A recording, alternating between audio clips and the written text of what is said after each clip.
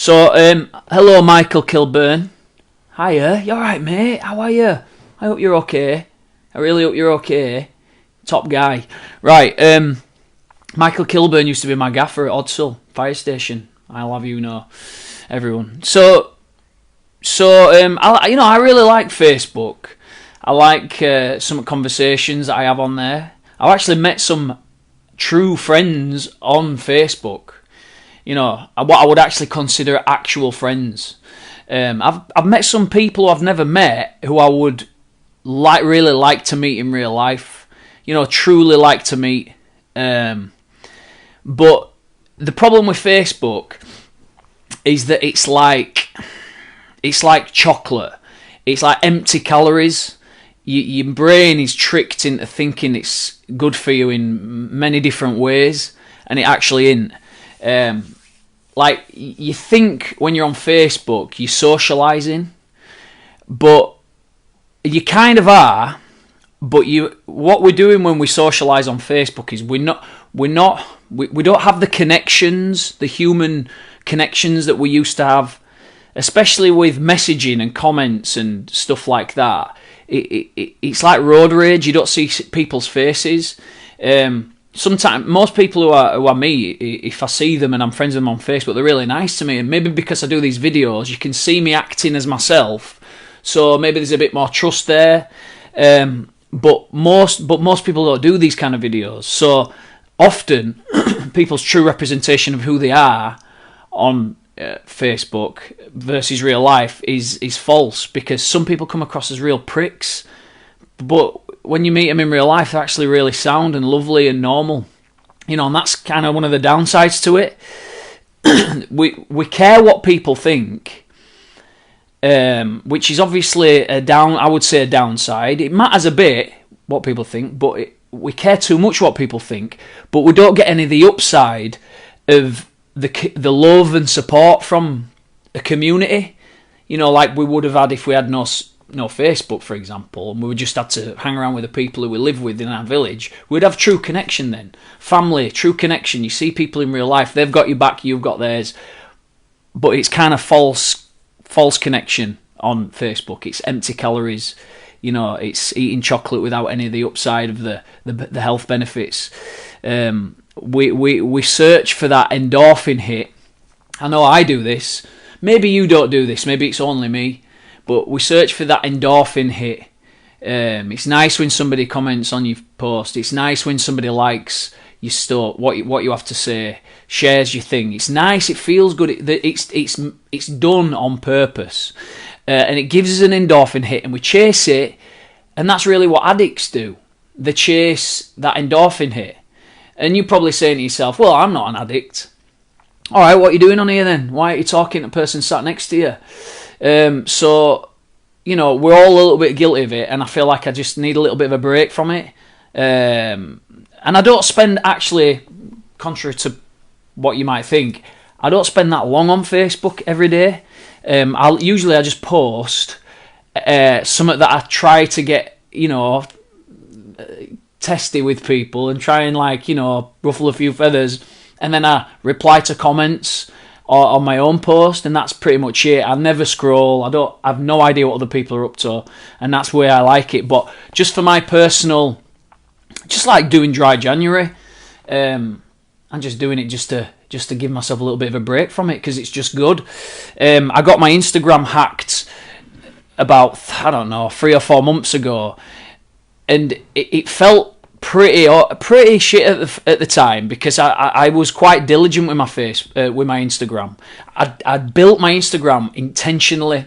If there was a new way to generate attention on that platform, or they had a new tool or a facility, I'd always use it. Instagram, I'd really use Instagram the way that they loved you to use it, and it worked. I built up an alright following just to see if I could, really. I don't know why. I don't know why I would build a following up. It's not like I don't know why I'd build a following, just to see if I could, really, just for something to do. And I felt a bit cheated when it got hacked. It was totally my fault why it got hacked. But at the time, I felt a bit raped. Trigger warning. But now in hindsight, it's a bit of a blessing in disguise, and I'm kind of glad it got hacked now. It's one less thing to think about. It was just a pure distraction, and Facebook's the same, but I know when I'm going to post on Facebook. I know I'm going to post every single Monday. I'm going to do this every Monday. I know that. I committed to doing that. All the other posts I do are just whatever I feel like saying at the time. But with Instagram, I was planning what to post. I were thinking that'd make a good post. This would make a good post. Thinking about what I'm going to do in the future, which isn't being present, and thinking about posting on a social media that no one really gives a shit about. It's pretty. Social media is great in moderation, like chocolate is great in moderation. But the fact is, if there's a service that we use that's free, if you're not sure what the product is, you're the product. That's the saying. If you're using a free service, you think you're using a product when in fact you're the product. You're being manipulated and you don't realise it, or we're being manipulated and we don't realise it. The biggest companies in the world, like Facebook, for example, they can afford to hire the cleverest people. So they can manipulate us and our subconscious minds in ways that we can't understand and we'll never understand. and the way they talk about it in that film, Social Dilemma, is it's a race to the bottom of the brainstem. How can they hack our behaviour so cleverly that we don't even realise it's going on?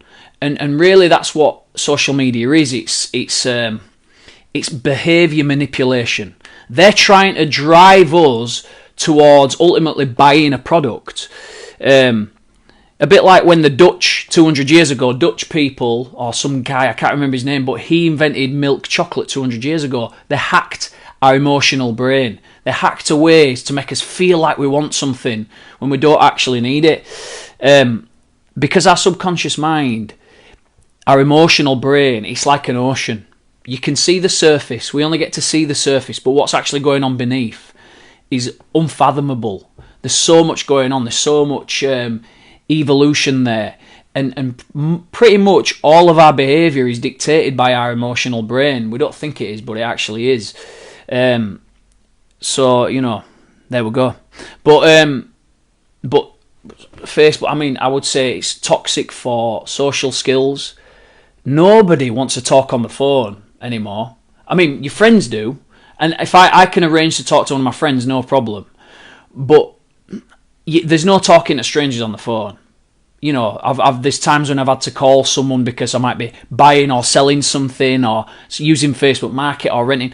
It's like, let me just give you a ring and explain. It's quicker. Take a minute. No. People hide behind messages. It's toxic for social skills. Some younger people especially, man. Jesus Christ. Social skills have gone down the pan big time.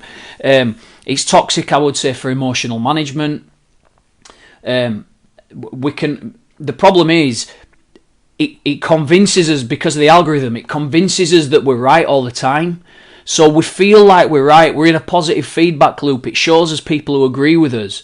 So we feel like we're always right. So all of a sudden, when you come and face the real world and somebody disagrees with you, or somebody wants to have a confrontation with you without it turning into two chimpanzees screaming at each other, people go to bits because they're not used to managing their emotions, because they're getting everything they ever want fed to them.